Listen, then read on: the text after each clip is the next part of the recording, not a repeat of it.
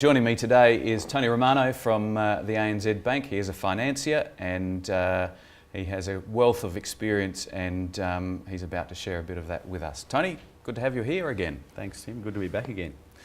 I guess let's start the conversation perhaps with investing in property. If I'm a first home or a first time investor, I'm 24. I've been working for a couple of years, I've saved a little bit of money, and I'm thinking about buying perhaps a nice little unit in a group of 8 round the corner here in Norwood for $280,000. What are the things that I need to think about as a first-time investor? I guess there's a number of things that as a property investor you're looking at when you come in to see a bank or someone approaching someone for finance.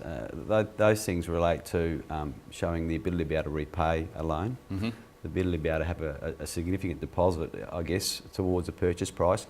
Although those things can be sort of got around, so to speak, because banks will lend up to 95% of the purchase price. But there's costs involved associated with that. There's insurance and things like that, so I'll cover off on that as well. I guess there's the ability to show that they've actually had some sort of repayment history with other loans, perhaps. If they've got that history, that helps as well. If they haven't, that's okay.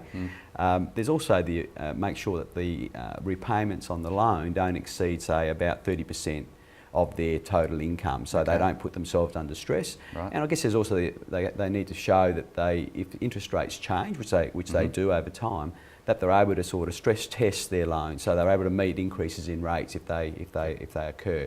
So once they've made a decision to purchase the property, there's a number of things to consider, but repayment ability of the loan is probably the major factor as well, and that's what banks will look at in determining the funding mechanism that suits the client. Well, the 30% factor is an interesting one. Obviously, on top of that, stamp duty and costs above the purchase price. One other one to throw in there and perhaps ask you is, recently I've been hearing that banks are starting to recognise rental payment as a history of saving or regular payment. Absolutely, and that all that goes towards helping the client get a loan, because banks have tightened their credit a little bit. Certainly. They now, they used to lend just on equity in homes.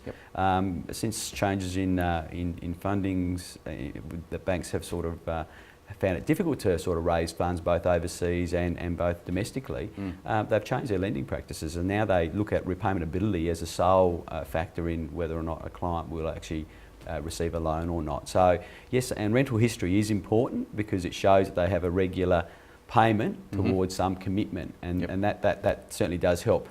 There's instances where a lot of parents, for example, will provide the deposit as well for the home, and there's nothing wrong with that either. But if you're showing some sort of repayment ability yourself, that does help, whether it be a loan or whether it be rental history. I guess there's a mounting number of ticks in the box, if you like, where the bank's going to say, that works, the deposit's good credit references, good saving, and suddenly good client to have, we're going to lend you the money. Absolutely, and as I said, all those things come to play in making sure the client gets the best possible loan product as well, because you don't want to be paying a higher rate of interest because you represent a higher risk to the bank.